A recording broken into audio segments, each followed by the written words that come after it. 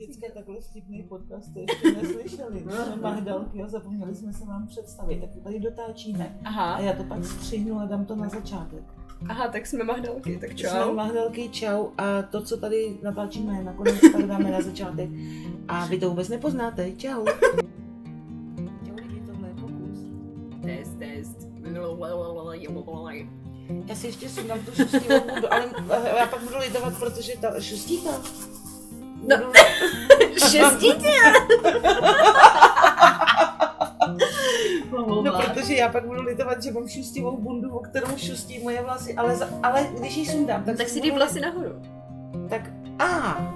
Tak budu litovat, že nemám tu bundu, protože mi bude zima na záda. A máš něco nešustivýho deku? Šlupku od banánu, nevím, prostě tady jsou různé věci, ale nic, čím by se dali sepnout vlasy. A teďka, Maruško, prosím tě, otoč tím kolečkem.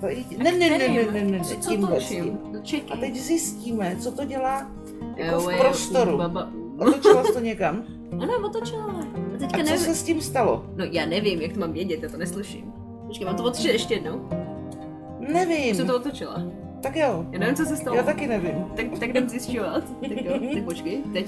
Vidíš tam dvě kolečka? Ty dvě kolečka by měly znamenat, že to jako zohledňuje, jako že jsme tady dvě osoby a že každá mluvíme z jedné strany. Ale tady jsou dvoje kolečka.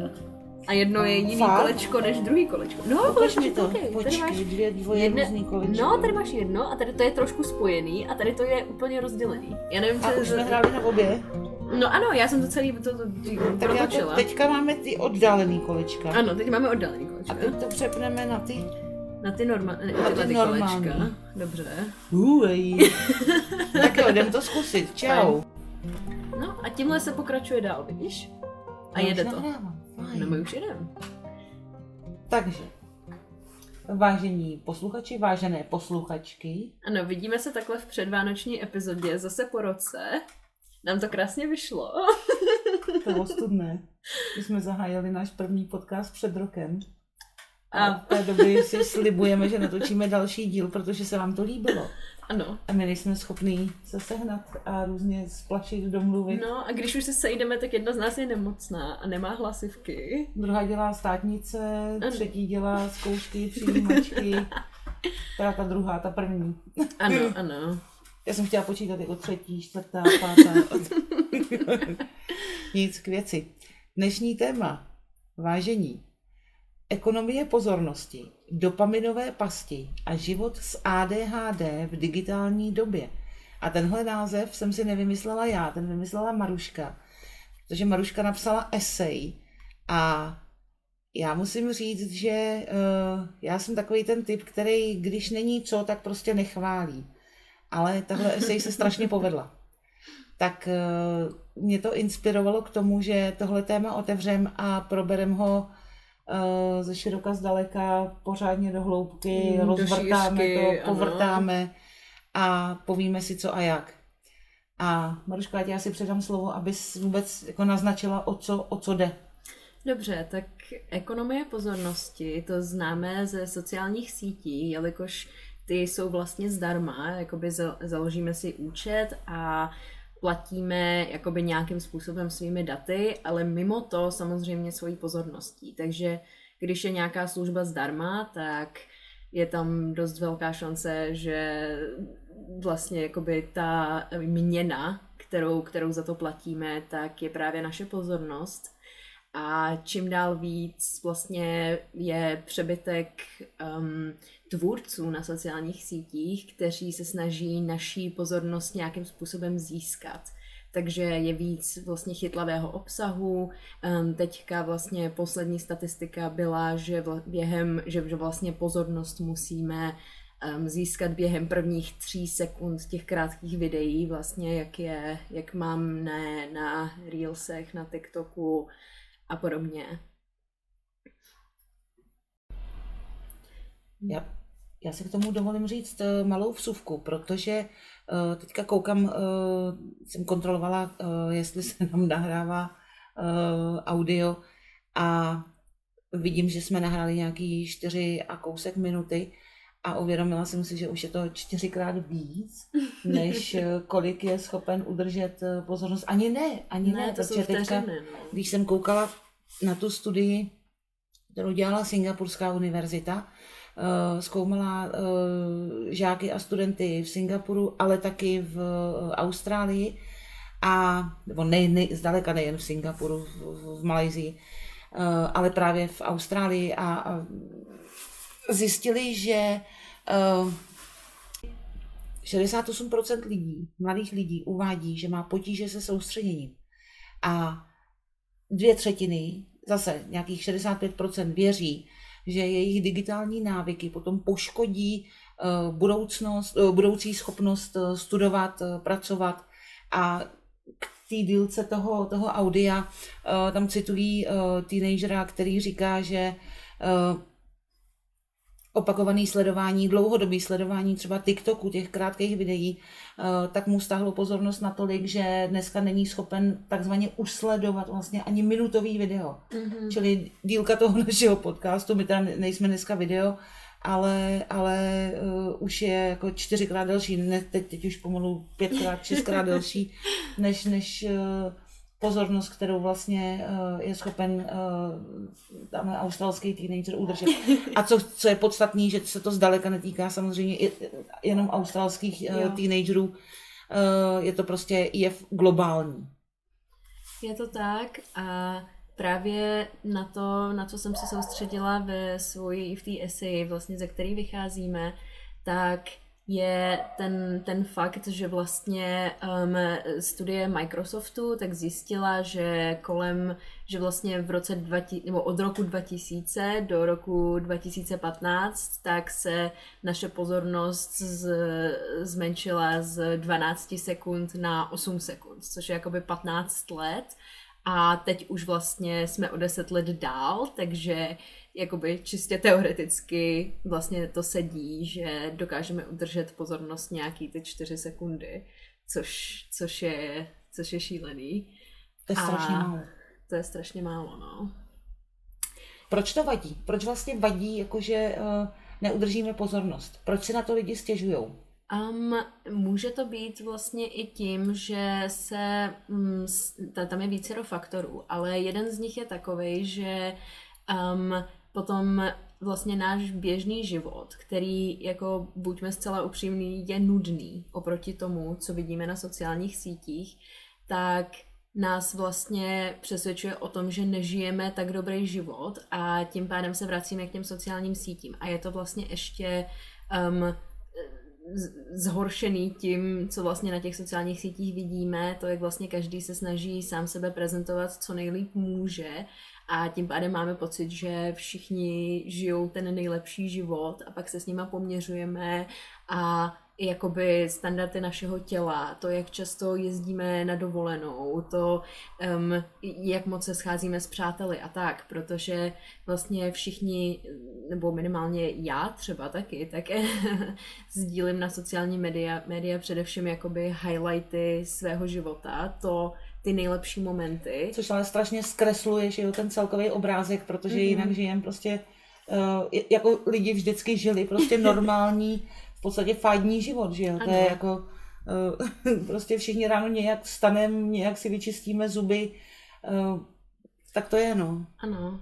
A zároveň vlastně tím, že už jsme tak jakoby desensitizovaný k tomu, jakoby k věcem, co se dějí ve světě, protože jsme neustále bombardováni ať už reálnými zprávami z politiky, třeba teďka v Americe, tak to se vlastně stalo takovou telenovelou, kterou všichni sledujeme a každý ráno vidíme, co se zase novýho stalo. A jsme přehlcený. Totálně přehlcený.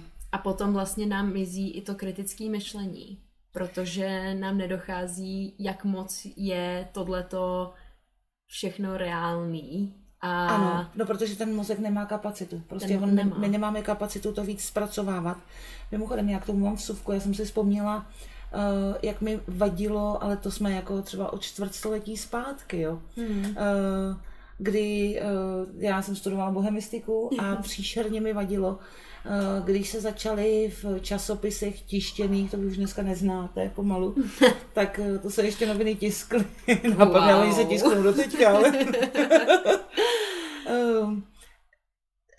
v těch periodicích se stále více jakoby rozbíjel text, říká, jo, v uvozovkách rozbíjel text, to znamená, že se víc a víc používaly mezititulky, aby to vůbec bylo k učtení, protože jako opravdu ty redakce pracovaly s tím faktem, že se lidem opravdu zkracuje pozornost, nebo snižuje pozornost, a aby dokázali učíst nějak další článek, dneska long ready, jako vlastně populární žánr, ale jako velmi specifický a populární vlastně zase jenom u nějaký jako velmi omezený skupiny lidí.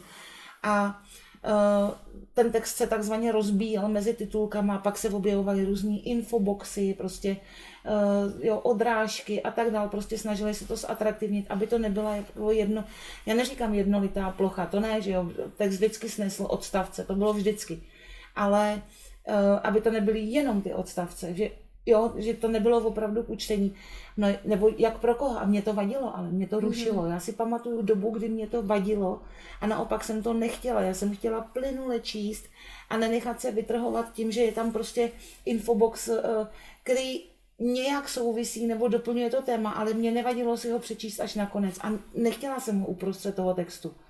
A to je čtvrtstoletí zpátky. A dneska je to totálně rozkouskovaný, prostě pomalu, jako, a to teda se přenesem už do online světa, ale když se podíváte prostě na libovolný zpravodajský web, tak ukažte mi tam long read, žádnej není, anebo tam je, ale prostě ty redakce vědí, že ty lidi to neuskrolují. Já jsem na tohle téma mimochodem psala diplomku, to ještě pak se k tomu můžem vrátit. Jo, ráda bych. Ale tím, že ty redakce vědí, že čtenáři a čtenářky prostě neuskrolují nějaké jako delší čtení, no tak to rozbíjejí, že jo, nebo se to prostě začíná dělit na různý seriály, aby prostě ten díl byl nějak jako snesitelně krátkej a pokračuje se prostě v jiném dílu. Prostě není možný to nacpat do jednoho textu, protože ty lidi to nedávají. Je to tak a ono vlastně teďka se stává čím dál víc, že mladší generace, ať už to je prostě generace Z nebo alfa, tak prostě jakoby my vlastně, tak se nám vyvolávají symptomy podobné ADHD i lidem, kteří s tím nemají žádné jakoby genetické problémy nebo to dřív neměli v dětství. A já mám osobně diagnózu ADHD. A mám to od psychoterapeutky, prostě řešíme to, vím, že vlastně jakoby mám potvrzený, že je to, co se děje, protože nejen, že to máme v rodině, ale taky jakoby tam jsou znaky z mýho dětství, takže jakoby potvrzuju všechny ty kritéria na ADHD, ale tím, že jakoby v této době, tak se mi to zhoršuje konzumací toho krátkého kontentu, protože ADHD je vlastně deficit dopamínu. Takže i bez sociálních sítí, tak vlastně náš odměnový systém když třeba dokončíme nějaký úkol nebo prostě něco, tak vlastně nedostáváme tu stejnou dopaminovou odměnu jako neurotypičtí jedinci. A vlastně ten fakt, že se tyhle vlastně problémy nebo symptomy vyvíjí i u jedinců, kteří toto diagnostikovaní nemají, tak se vlastně ve mně osobně vytváří takový jako imposter syndrom, vlastně pocit, že jsem si to vlastně způsobila sama a že je to vlastně selhání mojí vlastní vůle, protože jakoby se mi ty symptomy zhoršujou a vlastně ty sociální média fungují jakoby jako katalyzátor těch symptomů, který už teď mám, takže moje pozornost je ještě kratší, než by byla normálně, kdybych vůbec nebyla na sociálních sítích. A vlastně jakoby i... No a počkej, teď mi řekni, já jsem generace X a pamatuju si doby, kdy jsem uměla long ready, kdy jsem uměla vydržet prostě u textu, kdy jsem za noc přečetla knížku a nebyla jsem se od toho odtrhnout. To dokážu vzácně už.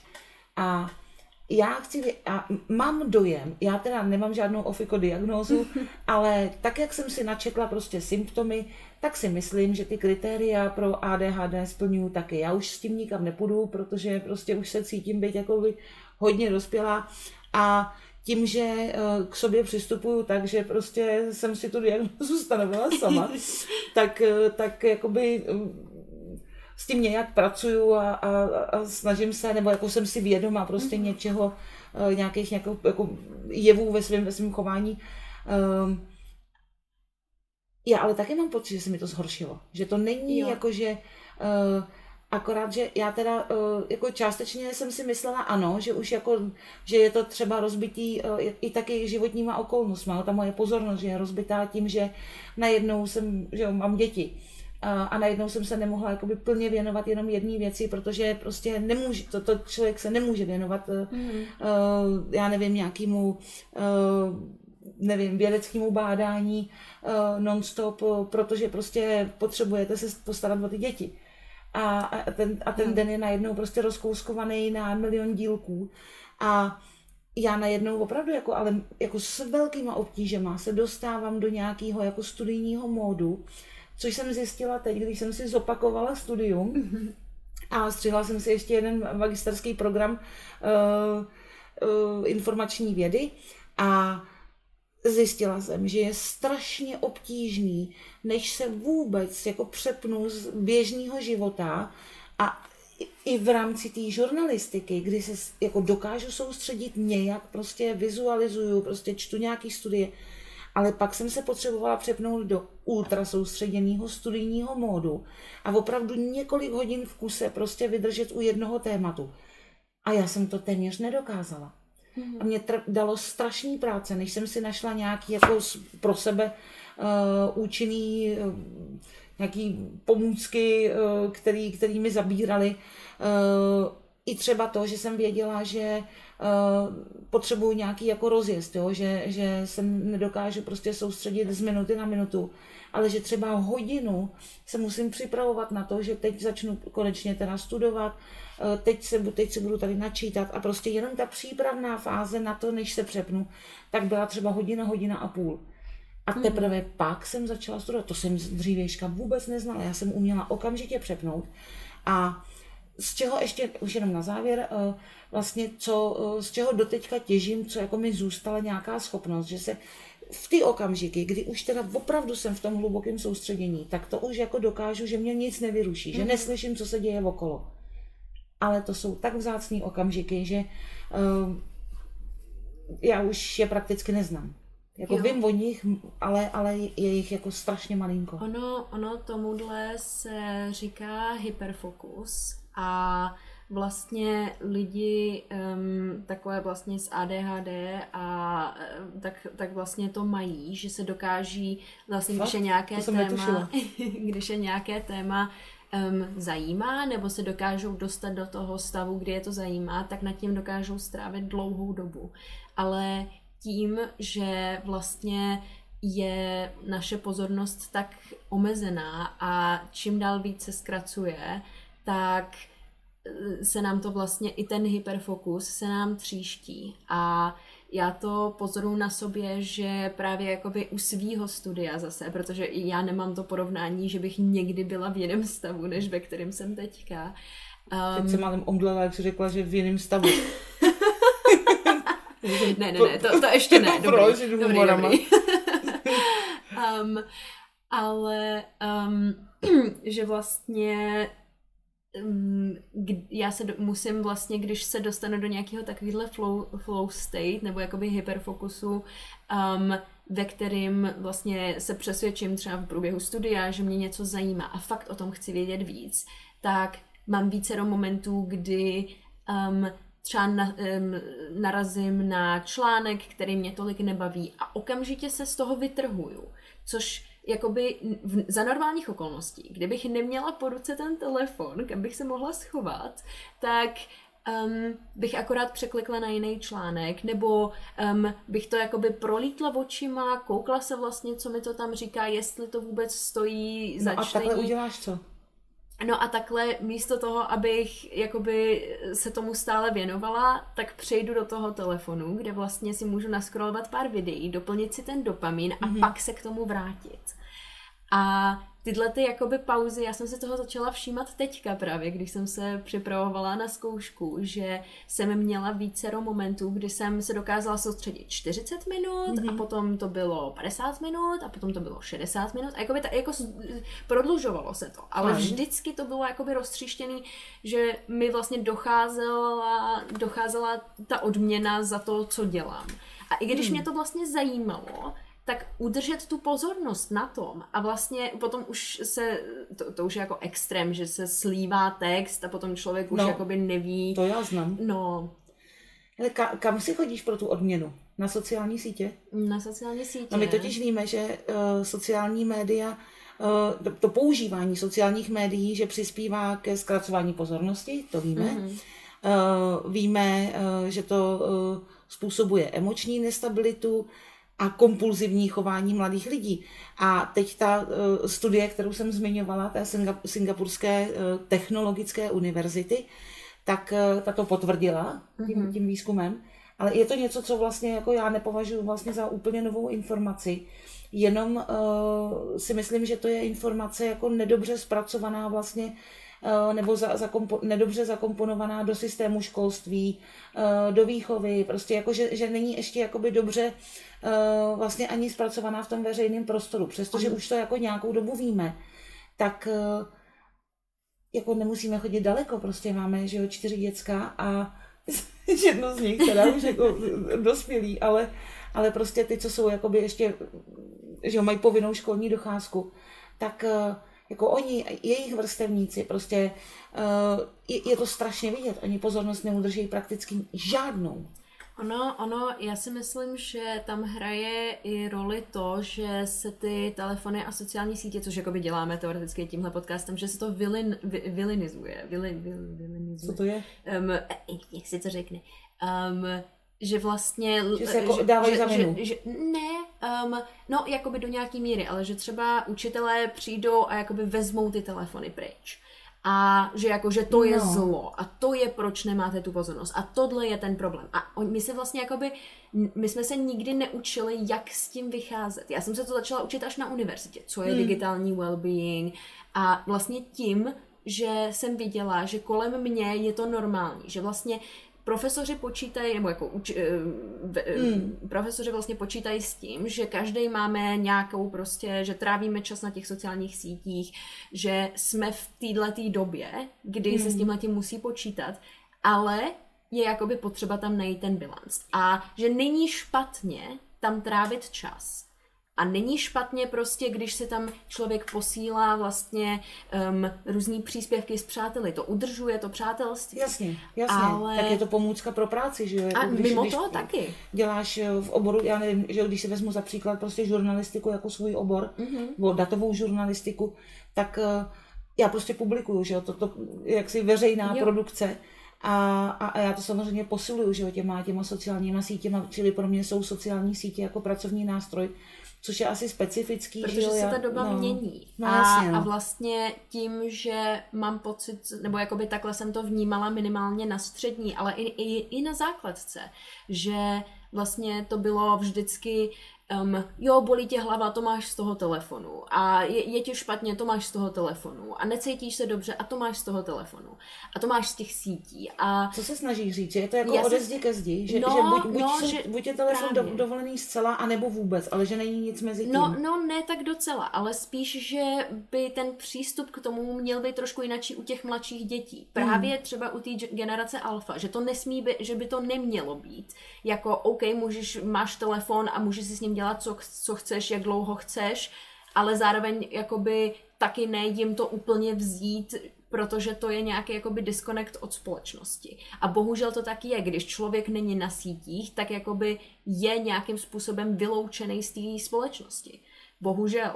Protože jakoby už ta naše společnost nefunguje tak, jak fungovala dřív a proměňuje se. A tím pádem já jsem to měla třeba minulej půl rok, nebo před rokem půl rok, kdy jsem nebyla vůbec jakoby na Instagramu, úplně jsem ho smazala a šla jsem pryč. A jakoby mě bylo vlastně jako hrozně dobře, ale ztratila jsem kontakt se spoustou lidí, se kterými se nemám šanci vídat na denní bázi a my vlastně nemáme žádnou jinou možnost nebo žádný jiný kontakt. To bylo jak po tobě pátrali? Ne, to bylo jindy ještě. To bylo ještě to byla ta skupina, že jo? Ano, to jsem zmizela a zájemců pátrali. O politiku, ano. Že jo? A ty jsi dávala detox, pamatuju si to správně. Ano, nějak tak. No. A oni vyzvídali, jestli žiješ. Jako, a skutečně, jestli žiješ. Jo. No. A potom to bylo jako překvapení, že jsem zapla ten telefon a najednou jako strašně moc zpráv, jestli jsem v pořádku a co se děje a že jim na mě záleží, což jako bylo hrozně hezký slyšet samozřejmě. To je nádherný zjištění samozřejmě. Ale jakoby je to tak, že vlastně že je spousta lidí, se kterými já mám propojení především na tom Instagramu. A samozřejmě, že máme propojení i na jiných sítích, máme svoje telefonní čísla, ale my si normálně nezavoláme. Že to není, že bych jako zvedla telefon a volala tamhle kamarádce. Čili je to, že si udržuješ přehled, jako co ty ostatní dělají, že ti dávají vědět tak nějak jako... A oni to i sdílí na ty sítě, že já vidím, že prostě a teďka prostě mají nějakou taneční soutěž a vidím tam prostě, a mám to propojení s nimi. No jo, a to oni by mi to normálně neposlali. Já si teda dost myslím, že dejme tomu, že tahle fáze prostě, já nevím, celý školní věk vlastně až klidně do 15. To je můj názor, tak jak mám prostě zkušenost, tak může fungovat jako nějaká přípravná fáze, prostě vstoupíte do online světa. Ale že prostě v tom věku té základní školy, nebo dejme tomu, když ta má víceletý gimpl, že jo, tak od těch 11 prostě seš na víceletém gimplu až do nějaký kvarty, kvinta pak už je, že jo, střední škola. Tak si myslím, že pořád ještě těch kanálů nebo způsobů, jak se domluvit s svýma vrstevníkama na něčem, že jde se ven, prostě vidíš se s nima naživo ve třídě. A jasně. Já jsem totiž viděla na vlastní oči neskutečné věci, kdy běží přestávka ve škole a ty děti vůbec spolu nemluví. Oni každý jeden sedí a prostě si píšou prostě, jako, a to jsou lavice vedle sebe. A oni si píšou zprávy z jedné lavice do druhé lavice. Jasně. A oni spolu nepromluví prakticky, čili a pak teda jako to sklouzává i k takovým věcem, jako je, že jako uhlídat dítě, který sklouzne už potom do nějaké závislosti, je zběsilost. Been there. A je šílený prostě, když jako v prostřed noci si odskočíš na toaletu a zjistíš, že dítě není v posteli. A že je prostě schovaný někde prostě v šatně a tam hraje hry. A ono je 3:30 ráno. No. A to tě omejou, že jo, to je naprosto šílený. A já si pořád myslím, že tak jak se přistupuje prostě, já nevím, k cigaretám, k alkoholu, prostě jako do 15 se nenapiješ, nebo do 18 se nenapiješ, že jo, v Česku. Legálně nekoupíš chlást, jako. Já vím, že ta hranice, jako, že ta tolerance je vysoká. No i tím, že jako je to zakázaný, tak se to stává víc atraktivní.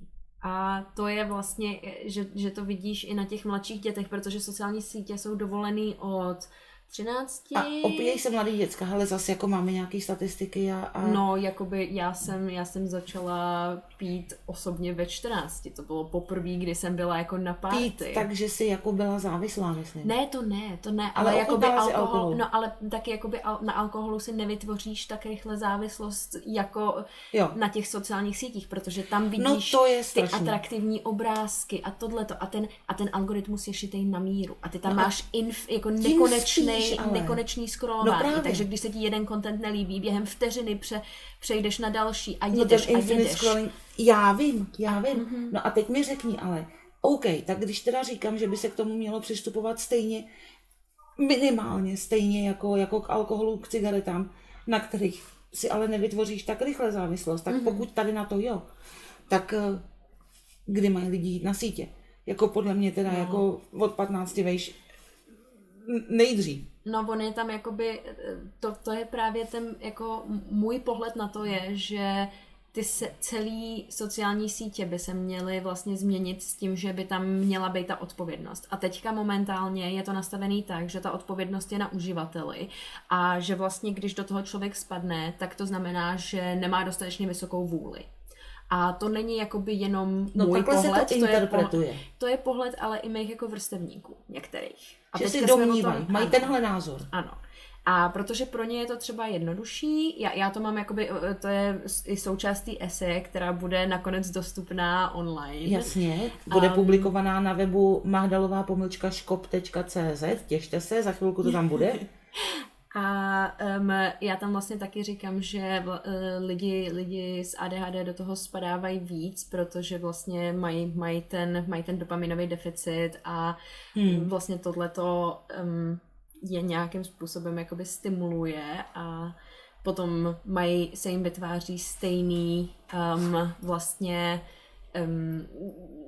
změny v mozku jako závislákům a zároveň nebo jakoby závislým na různých jako látkách. Ale tohle je strašně snadný prostě jako udělat odsudek, protože já něco zvládám jakoby líp a teď si jako dodávám teda nějakou jako sebehodnotu tím, že teda hodím tamhle odsudek, jako když to zvládnu já, tak to musíš zvládnout ty a vlastně ty nemáš dost silnou vůli, nazdar prostě. No. A seš elko, nebo jako... Říká se ještě elko? Dobrá otázka, nevím. Můžeme zjistit. Já jsem si říkala, že trochu vyprázdním ten slovník. Jsem se dočetla, že ve chvíli, kdy to začnou používat jakoby starší generace, že jo, vyšší generace, což mimochodem, vy selata, boomři, ano. Generace boomers jsou pováleční děti, to nejsme my nejsme boomři. Ale... Případně boomer pak se může použít jako v přeneseném významu, že je to někdo nějaký jako staromilec nebo nějaký jako hodně konzervativní usadlý názory, dejme tomu. Ale boomers, jako jak se říká prostě, že jako dnešní rodiče jsou boomři, to vůbec není pravda, jako. No, jasně. My jsme úplně jasný X-ko, jako. Jo, jinak vážení posluchači, vážené posluchačky, to, co jste tady zaslechli na pozadí a ještě se to možná zopakuje, tak je kocourek Kulich. Ano. A on nás přišel navštívit a teď tady mňouká, dožaduje se pozornosti. Tak přemýšlím, jestli nedáme kratičkou pauzu a nenakrmíme Kulicha. Asi jo, brzo naslyšenou. Čau, tak jsme zpátky. A tomu neuvěříte, Kulich stále zde. Tentokrát u Marušky na klíně a šíleně přede, takže teď už asi neuslyšíte mňoukání, ale krásně hluboký, spokojený předení. Ano, ono se ukázalo, že on nemá hlad, ale jenom chce pozornost od svojí kočičí maminky. Takže ho tady mám v klubíčku. A kdybyste to slyšeli na pozadí, tak to berte jako krásný doprovod. Já si myslím, že je to uklidňující, takže... Mě to uklidňuje velmi. Ano. Na mě to teda funguje absolutně. Jo, kočičky jsou jako úžasný. I pro digitální detox, aby jsme jako... Ano, terapie je úplně paráda. Jo, jako kočky a terapie, to je velký téma, no. Zpátky k digitálnímu wellbeingu. Jo. Já ještě si vlastně, aby jsme neopomněli jedno důležitý téma, tak jak navážu na to, jak je jako snadný, že jo, si udělat takový jako odsudek, že prostě máš slabou vůli a nezvládáš sítě a neumíš se zorganizovat a podobně.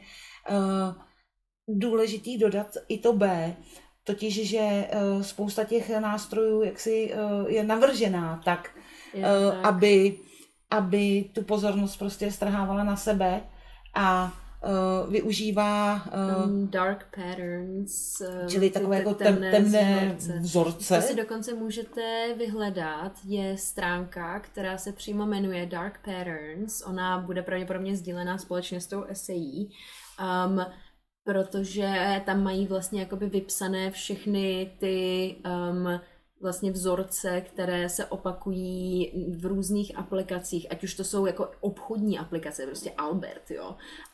Čili to jsou dark patterns, jsou vzorce, které jsou navržený v tom uživatelském designu, ano.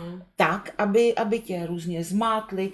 Ano. Jak jsme zmiňovali už vlastně, že jo, ten infinite scrolling, jsou navržený tak, aby tě prostě různě zmátly, aby tě zmanipulovali, aby tě třeba odradili od nějaký volby, odejít, nedej bože, a aby tě vlastně co nejdýl jakoby zaháčkovali a udrželi na sobě.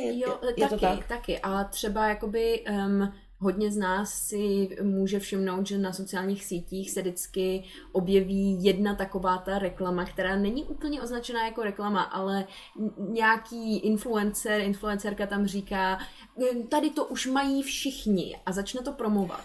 Kdyby to všichni měli, tak to nemusíš promovat. To je jako jedna věc. Jasně.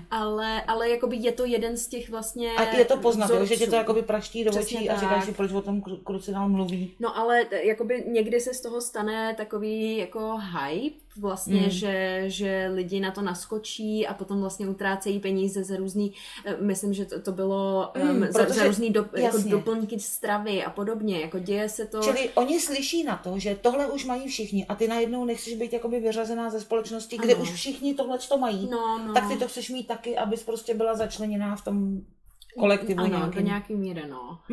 A je toho jakoby vícero, jsou tam různý jakoby matoucí tlačítka nebo jakoby schovaný předplatný, když vlastně někam zadává člověk kartu a dává mu to jenom jako těch 0 korun prostě, nebo 9 korun, který ti potom vrátí. Jasně. A potom jakoby ty si myslíš, že to je nějaký jako zdarma předplatný, který máš na měsíc a oni ti vlastně po 14 dnech strhnou určitou částku, protože to bylo schovaný někde prostě v té smlouvě, kterou tam člověk jenom odškrtnul fajfčičkou a nikdo pořádně nečte ty smlouvy. Takže tak je to takové, že tyhle ty věci a nástrahy jsou tam furt.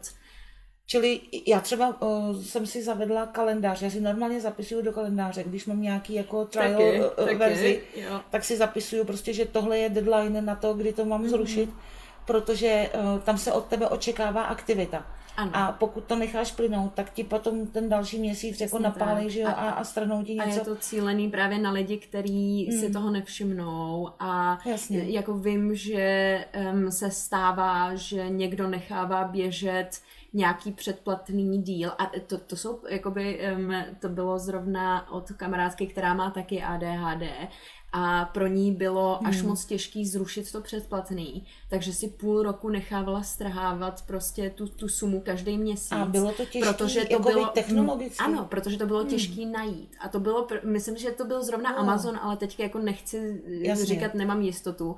Ale vlastně vím, typově něco. Že to tam bylo jakoby těžký proklikat a že vlastně si člověk myslel, že vlastně si zruší to předplatný a ve skutečnosti rušil něco jiného a že to bylo tak jako schválně zmatečný a potom se to člověku už nechtělo hledat, protože si říkal, OK, ale teď už je to jako komplikovaný a vlastně jakoby mě to vlastně nemrzí, protože to jsou prostě 150 korun měsíčně, no tak to není až tak špatný a člověk na to nějak zapomene a vlastně to zruší, až když mu jako komplet dojde trpělivost. Já tady v té souvislosti vlastně chci zmínit to jakoby zase svojí osobní zkušenost.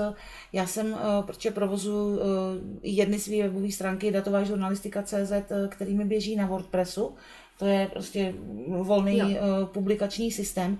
A na něm já jsem to vyřešila tak, že tam mám šablonu, kterou jsem si koupila. Jo? Že to není úplně ta free verze, ale já jsem chtěla už trošičku něco lepšího, tak jsem si koupila šablonu. Byl to jednorázový nákup.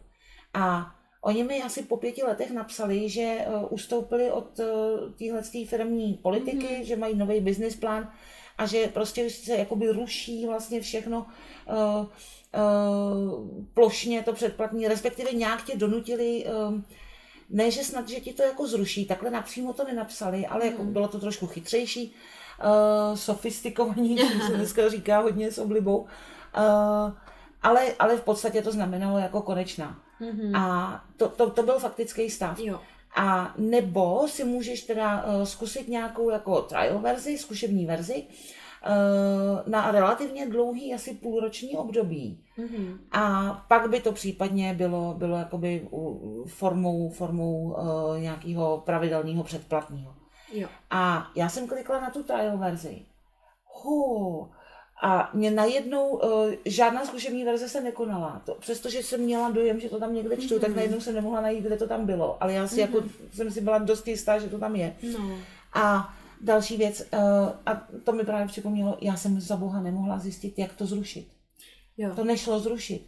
A já jsem si říkala, no tak jo, tak já jsem v Čoudu prostě a teď tam mám, že někde zadanou jako platební kartu, omlouvám se, která, nevím, doběhne třeba za rok, já už nějakou dobu běžela, ale prostě za rok a mě prostě rok poběží předplatný, o který vůbec nestojím.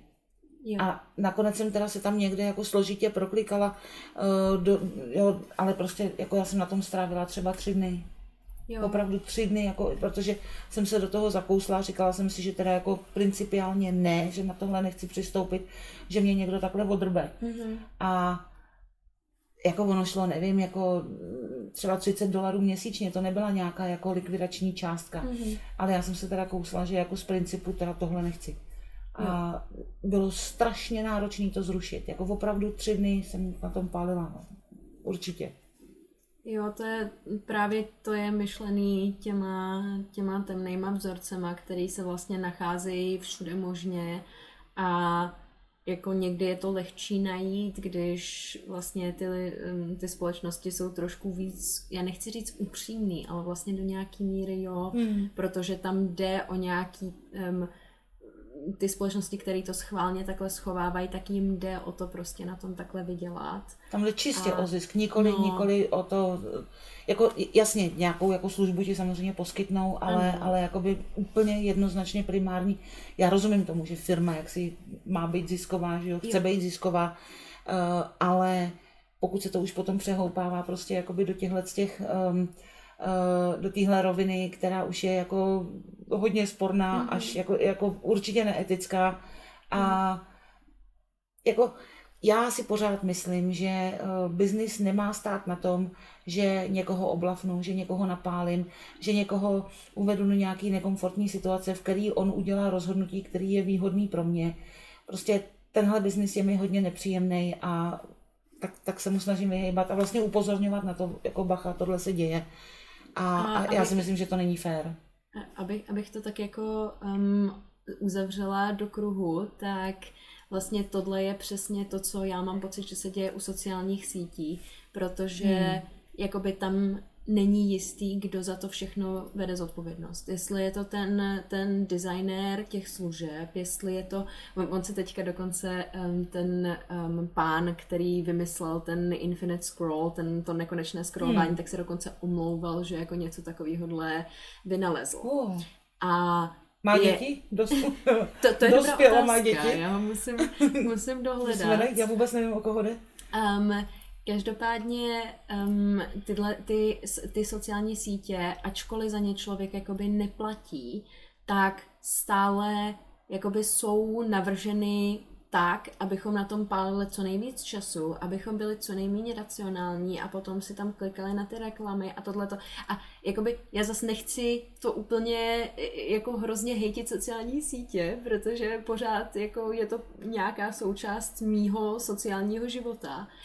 Nicméně jsou navrženy tak, aby se tohleto dělo. A kdyby třeba místo toho nekonečného scrollování, který je podle mě největší problém, nebo jakoby takhle to vnímám, takhle na to vidím i ty statistiky, že kdyby tam bylo třeba tlačítko kliknout na další stránku, tak by vícero lidí si rozmýšlelo, OK, chci kliknout dál. Protože to je takový ten milník, že jo? Ano, protože už všichni jakoby, já to mám třeba nastavený, že automaticky scrolluju tím palcem, že držím ten telefon v ruce a automaticky scrolluju, aniž bych jakoby, ne, že bych jako úplně chtěla, ale je to takový, že a třeba jako to další video mi hodí ten dopamin. A to je vlastně jakoby taková ta teorie toho hracího automatu, že vlastně my víme, jaký to je zažít tu výhru takže vlastně očekáváme tu výhru u každého dalšího videa. Takže očekáváme, že to bude to video, který nám dodá prostě tu odměnu. Jasně, vlastně. u těch sociálních sítí já teda si ještě dovolím dodatek, protože kdyby se jednalo v uvozovkách o neškodnou zábavu a OK, jako nekonečný scrollování a tak dále, je to velmi problematický, ale kdyby tam šlo o to, že si pouštíš jako písničky, videa, prostě koukáš na věci, které ti, dejme tomu, nějak zpříjemní život, ale vlastně jakoby nemají nějaký jako dramatický vliv na tvý opravdu důležitý rozhodování, tak je to ještě vlastně v pohodě. Jo. Ale ty sítě, ale to je jiná kapitola, ale chtěla jsem, aby to zaznělo, protože ty sítě ti budujou prostě dojem, že seš v nějaký jako bublině, jasně, já jsem nechtěla použít provařený slovo milionkrát, ale seš v nějaký jako skupině, která má nějaký chování a teď teda ještě se dějou věci, že jo, jako jaký fenomén prostě umlčování na těch sociálních sítích, to, že tě ten algoritmus prostě, pokud máš nějaký jako sdělení, tak to rozhodně není jako zaručeno, že se dostane k více lidem a tak dál. Prostě s těma sítěma se manipuluje. A to je obrovský problém, který ale jako výrazně přesahuje jakoby rozsah nebo rozměr tohodle podcastu. Ale chtěla jsem, aby to zaznělo. Protože sítě jsou mega problém. Je to tak a je to hodně poznat, že vlastně se reflektujou na naše vlastní názory zpátky, anebo naopak, že vlastně ono je to zaznamenáváno, s čím interagujeme, jak dlouho s tím interagujeme, jestli odepisujeme na komentáře. A často se třeba mi stává, že, jako že se podívám na ty komentáře a tam někdo jako, a proč mi to ukazujete a komentuje tam. Já říkám, no, ty s tím interaguješ. Jako ty takhle dáváš tomu algoritmu vědět, že když ti něco takového ukáže, tak s ním budeš interagovat. A to je ta jakoby nejvyšší měna, kterou momentálně tam jakoby máme, že tam je nějaká váha padá sdílení, nějaká padá vlastně tomu těm lajkům, ale už se počítá i to, jak dlouho to jenom zhlížíme a vlastně vidí to, nebo jakoby jsou tam vidět naše reakce, které jako nedáváme explicitně. I když jenom u nějakého videa zůstaneme díl, tak ono automaticky je to, aha, tohle jí zaujalo, a ještě to zkusíme jednou. A ono to často ale zaujme, i když je to jako úplný odpad s prominutím. Ano, je to a tak. To je ten problém. Mimochodem, já jsem si tady ještě našla jenom jako drobnou poznámku, my jsme se bavili o to je slovo roku, že jo, Oxford Word of the Year 2024, čili za loňský rok bylo vybráno jako slovo roku, nebo obrat spojení brain rot, což já tě to nechám, Maruško, říct. To je prakticky content, který je vytvořený k tomu, aby člověk vypnul používání svého mozku vlastně a jenom to nějakým způsobem, ať už zvukově nebo vizuálně stimuluje, ale ve skutečnosti to nemá žádnou hodnotu.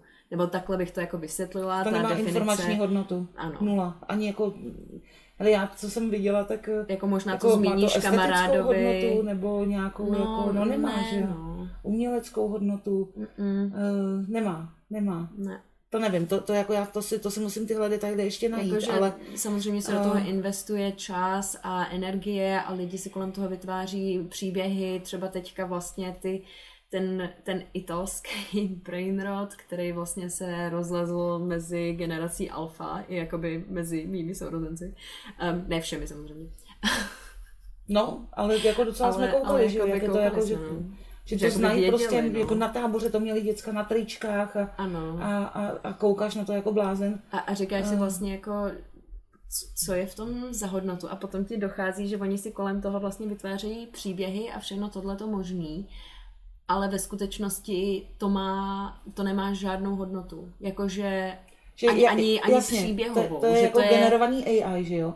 Ano. A jak zněl prompt, jako když bychom uměli bychom zpětně vytrasovat prostě, jak zněl prompt, jako vyber mi atraktivní slova typu Sigma A protože všichni zvou Sigma, že jo, a 80% neví, co to přesně znamená a jak to vzniklo, že to neznají tu genezi, že jo. A tak jako použij Sigma a ty podobně typový, že jo, nebo typově tyhle ty slova, poskládej z toho nějaký jako text, ten se zhudební nejzbysilejším možným způsobem. To je, jako já to mám samozřejmě, protože jsme to teďka pouštěli, než jsme začali tohle natáčet, takže já to mám samozřejmě v hlavě. Už nemám, my jsme to přetloukli naštěstí. Ale jako pamatuju si, že jsme tady na sebe koukali a obě dvě jsme měli pocit, že nám zemřely všechny mozkové buňky. Ano. A už jsme jako začali mluvit v takový jako minionštině, prostě blablabla, protože to jako by byla ta mimika toho, že vlastně to nezapojí náš mozek vůbec a ještě jakoby se snažíme z toho vytvořit nějakým způsobem smysl, který tam není. Nebo v tom najít smysl, který tam není, že jo. Takže... A pak jsme jeli přesně takovou tu, jo, fakt jsme si pouštěli jako Aretha Franklin, Carlose Santanu, Tinu Turner, Proud Mary a je to lepší, přátelé, je to mnohem lepší. Ano. Prosím vás, neposlouchejte brainroty, tohle je strašný, nebo budete sami brainroti, je to strašný. Je to fakt strašný, no. Jakože jako my jsme taky měli jako naše zajímavý prostě dubbingy, co já jsem měla, když jsem vyrůstala Prasátko Slezina třeba. To byl dubbing, který dělal Kovy. To bylo Prasátko Pepina, ale mělo to hodnotu. Jo, jasně. Protože tam byl jakoby nějaký člověk, musel vymyslet jakoby nějaký příběh zatím a bylo to vlastně jakoby dělaný trošku ne úplně pro dospělý, jo, ale prostě nebyla to ta dětská pohádka, na kterou člověk koukal pod tím jménem Prasátko Pepa.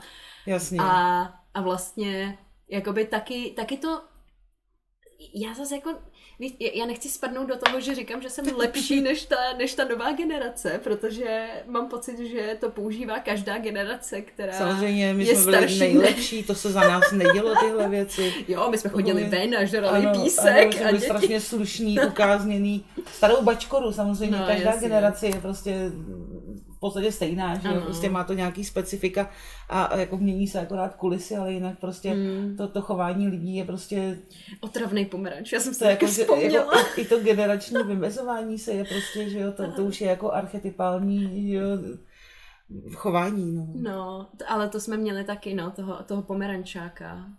Takže my jsme jako na tom nebyli. To ten je nechutnej. To je jako vošklivý. Mně prostě se to taky strašně nelíbilo, mě to bylo hrozně nepříjemný na to koukat. A ještě byl takový jako pomeranč, který má jakoby takovou jako do lidský hlavy zpracovaný. No, má ty jako oči a pusu. A říká hnusný věci. Jo, ještě má ty žlutý zuby. Jo, a jo. Proč o něm mluvíme? Já nechci mluvit o pomeranči. Ne, protože já jsem se snažila jakoby porovnat, jestli jsme na tom vlastně, no jako do nějaký míry jo, no. No je, no. No, takže... ale to je podle mě jako novej, tak jako, že vy jste to asi neměli takhle. Co bylo populární za vás? Jako nějaká jako taková blbost, prostě, která neměla úplně hodnotu třeba. Najde se tam něco? Ježišmarja, no to jsem se nepřipravila, teď ho asi nevydoluju. Jako já si pamatuju, že jsme, tak jak mi třeba Máťa vypráví ve škole, jako syn, co jakoby občas slyší spolužáky, že vydávají různý zvuky, nebo že jako reprodukují různý zvuky, který zaslechli na TikToku a nedává to žádný smysl. Za nás se třeba říkalo, že je něco boží, a to je normálka. Mm-hmm. A pak vzniklo jako koží, jako odvozenina od toho boží. Prostě někdo myslel, že je to koží, což už jako nenese ten význam, to samo o sobě nenese ten význam, ale ono se to jakoby, to boží se přeneslo, čili najednou to jako mělo ten význam, ale vlastně je to jako random slovo. Ale to je asi blbý příklad, protože to je takový jako strašně neškodný a není to brain rot. Jako vlastně mě nenapadá, co jsme dělali. Co jste konzumovali? Jako, nebo třeba nějaký aktivity, něco? Já si vůbec nemůžu uvědomit. No, protože my jsme samozřejmě ta lepší generace, jsme žádný takovýhle kraviny nedělali. Ne, prosím vás, vy, kdo jste ještě vydrželi a posloucháte to, samozřejmě, že nejsme lepší generace, dělali jsme strašné věci, kraviny, akorát si je teďka nemůžu vybavit. No, nevadí, ale jako je to jako pojem, který teďka se rozšířil. Ale jinak brain rot, já tady pořád čtu přímo na té v té oxfordské knihovně, když to tady rychle prolítnu, že opravdu je definován jako předpokládané zhoršení duševního nebo intelektuálního stavu člověka. Zejména v důsledku nadměrné konzumace materiálu. Je už ten dvojhlas, tady máme poznámky. Nyní teda zejména online obsahu, který je považován za triviální nebo nenáročný. Jo. No a to je ono, já si pořád myslím, že jako to už je ten jako následek vlastně. Ale, toho, ale že, jakoby že my to máme... Konzumace je strašný slovo, teda jako konzumovat obsah je jako hell. Já jako tohle ale slovní konzumuješ i knížku, když konzumuješ obsah, že jo? Já vím, ale akorát se tomu nikdy takhle hnusně já neříkalo. Proč konzumovat obsah? No, protože je toho tolik, že vlastně už to konzumuješ. No, protože, dejme tomu, Asi. Já ještě jsem zjistila, že, nebo to už víme léta teda, ale takový ty lidi, jak jsi říkal, jako neumějí zpívat, neumějí hrát, co teda jako umějí. A oni že nebudeme říct nejmenovaný klan rodinný ze Spojených států, který teda se zakládají na tom, že umějí lidi bavit. Oni se takhle definují. Jakože baviče, no. Zhruba v té době, což už je taky jako klidně 15 roků zpátky, tak vzniklo slovo content creator, což jako tvůrce obsahu, nebo tvůrkyně obsahu. A je to vlastně jako, já jsem tím jednu dobu jako tak jako já nechci říct opovrhovala, ale jako jo, asi bych měla přiznat, jako koukala jsem na to trochu skrz prsty a říkala jsem si, že to je tak jako pro lidi, kteří toho vlastně jako nic moc neumějí psát, neumějí mluvit, neumějí hrát, zpívat, tančit a vlastně není nic jakoby, co by mohli ukazovat veřejně. Což ale neznamená, že to jsou špatní lidi, to je potřeba dodat. Že já jako nemám požadavek, aby všichni prostě byli překrásní, tančící, to jako vůbec jako nemám tenhle nárok. Ale jak se jako cpali, že jo, do povědomí lidí a prostě chtěli tu pozornost, tak prostě zkoušeli různé metody a prostě takhle vznikli tvůrci obsahu, který je ale hrozně špatný často. Jo, často jo, no. Zase jako ale já tam vliv, vidím i... On má vliv, ten špatný obsah má vliv. A to je to, a jsme zpátky u toho brainrotu. Jako dokud je to ještě nějaká, jako dejme tomu neškodná písnička, kde ti prostě tamhle, co tam je, tam baletka, balerína, kapučína, nebo co, a dělá DJku a huláká tam Sigma, fajn, tak mně to přijde ještě jako více méně neškodný. Ale, nebo jak se to jmenuje, když to jako sjíždíš prostě od rána do večera, tak je to taky o ničem, no. Je to tak. Já se ještě otočím na tom brainrotu, protože já si pořád myslím, že tady ještě píšou, že ten termín získal nový význam, jako je používaný k vyjádření obav z dopadu nadměrné konzumace nekvalitního online obsahu. A to mám pocit, že je spíš dospělejma, jako, že podle mě, kdybys řekla brainrot někomu mladšímu, tak to asi jako takhle úplně nevidí. Nebo zase já to vnímám tak, že hodně mladších to používá jako prakticky jenom popis toho, co konzumujou. Ale pojď vlastně říkat jiný slovo, než konzumujou. Co sledujou, na co se dívají. Dobře. Pojď, zkusíme to. Vyhneme se konzumaci. Okay. Dík. Nebo tady začnu konzumovat nějaký banány. Tady ty slupky. Jsem nechtěla říct alkohol, ten tady žádnej není, naštěstí. Je tohle krásný. První zaznamenané použití výrazu, pozor, mozková hniloba. To je nádherná, mozková hniloba. Tak bylo nalezeno už v roce 1854 v knize Walden od Henryho Davida Thoreaua. A teď mi někdo řekněte, kdo to je. Nevíme, najdeme. To je dobrá otázka. To je popisuje jeho zkušenosti s jednoduchým životním stylem v přírodě.